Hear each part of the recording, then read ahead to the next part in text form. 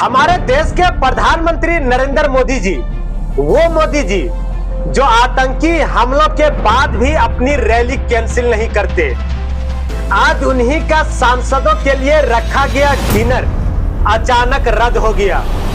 हलवाई तय थे, मेन्यू फाइनल हो चुकी थी, सजावट भी पूरी थी, फिर भी आखिरी वक्त पर यह बड़ा फैसला क्यों?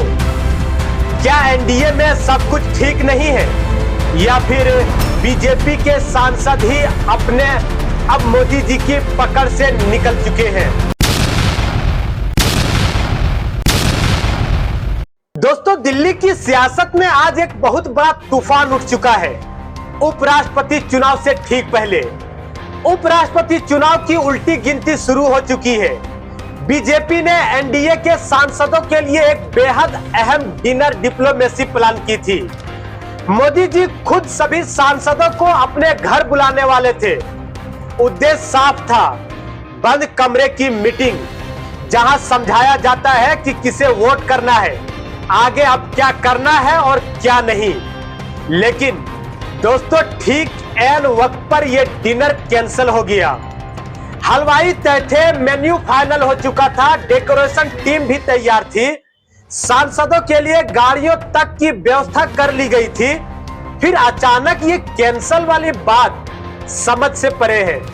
बीजेपी चाहती थी कि इस डिनर में एनडीए के सभी सांसद मौजूद रहे ताकि किसी भी तरह की क्रॉस वोटिंग की गुंजाइश ना रहे।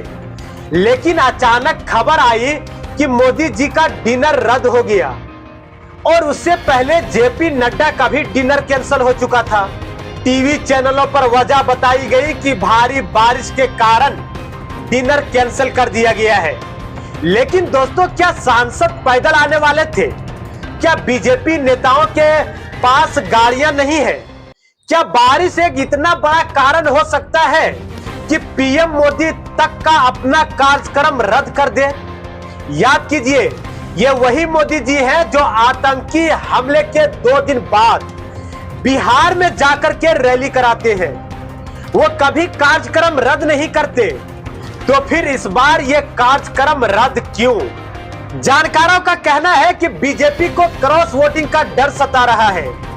आपको मालूम होगा, हाल ही में कॉन्स्टिट्यूशन क्लब के चुनाव में यह देखा गया है कि अमित शाह ने जिन उम्मीदवारों के पीछे खड़े थे वो हार गए और राहुल गांधी के समर्थित कैंडिडेट जीत गए हैं। अब उपराष्ट्रपति चुनाव में वोटिंग गुप्त होती है।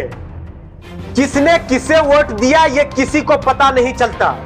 अगर बीजेपी के अपने ही सांसद लाइन से हटकर वोटिंग कर दे तो बीजेपी की साख पर यह सीधा वार हो सकता है।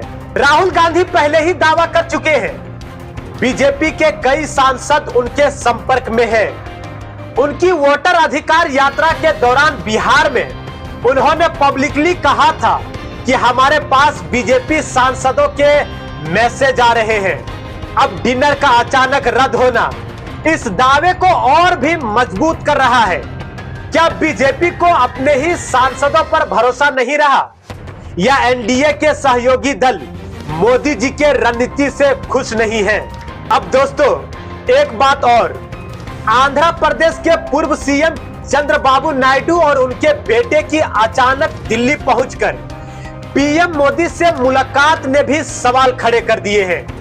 कभी खबर आती है कि नायडू इंडिया गठबंधन के करीब हैं, तो कभी अचानक उनके बेटे पीएम आवास पर पहुंच जाते हैं।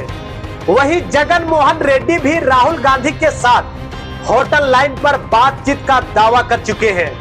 यानी दिल्ली की सियासी गलियारों में खामोशी से तूफान उठ चुका है। दोस्तों, सोचिए, वो मोदी जी जो हर स्थिति में अपने कार्यक्रम जारी रखते हैं, वो अचानक सांसदों के लिए रखा गया डिनर रद्द कर दे, ये कोई मामूली बात नहीं है। क्या एनडीए के भीतर ही अविश्वास की आहट है? क्या बीजेपी अपने ही सांसदों को साधने में नाकाम हो रही है या फिर विपक्ष की चाल कहीं ज्यादा असरदार साबित हो रही है? अगर ये डिनर सिर्फ बारिश की वजह से रद्द हुआ होता तो बीजेपी तुरंत नई तारीख तय कर देती, लेकिन अब तक कोई नया शेड्यूल जारी नहीं हुआ। यानी बात सिर्फ मौसम की नहीं राजनीतिक मौसम में भी भारी बदलाव आ चुका है। सवाल बड़ा है और जवाब लगता है कहीं छुपा दिया गया है। क्या मोदी जी की पकड़ ढीली पड़ रही है? क्या एनडीए के भीतर ही अंदरूनी बगावत शुरू हो चुकी है, या फिर विपक्ष ने मोदी सरकार के खिलाफ खामोश खेल खेल दिया है? आपका क्या मानना है? कमेंट में अपनी राय जरूर बताइएगा। और हाँ, लाइक और शेयर और सब्सक्राइब करना मत भूलिएगा। बने रहे हमारे आयान फास्ट न्यूज के साथ। मैं हूं नूरानी महमूद।